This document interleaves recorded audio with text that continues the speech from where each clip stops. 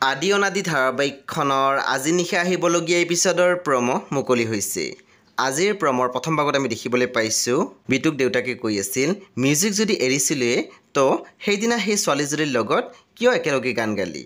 তাৰপিছত আমি প্ৰমত দেখিবলৈ পাইছোঁ ৰদালিয়ে কৈ আছিল বলা এই চব নাটক চাই চাই মূৰডালে গৰম উঠিছে।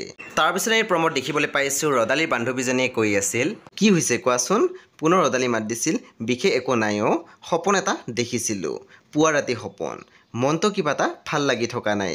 তাৰপিছত আমি প্ৰমত দেখিবলৈ পাইছোঁ বিট্টুক মাকে কৈ আছিল বহুত ডাঙৰ অফাৰ বিট্টু তোৰ লাইফ বনি যাব।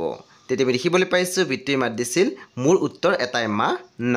সেই বন্ধু বান্ধৱীসকল আজি নিশা 9 বজাত ৰং টিভিত আহিবলগীয়া আদি অনাদি ধাৰাবাহিকখন খুবেই বেছি ইণ্টাৰেষ্টিং হ'বলৈ গৈ আছে। সেই আপোনালোকে চাবলৈ একেবাৰে নাপাহৰিব। পৰৱৰ্তী আপডেটৰ বাবে আপোনালোকে মোৰ চেনেলটো ছাবস্ক্ৰাইব কৰি কাষত থকা বেল আইকন টিপি দিবলৈ একেবাৰে নাপাহৰিব আৰু প্লিজ আপোনালোকে মোৰ ভিডিঅ' এটা লাইক কৰি দিব।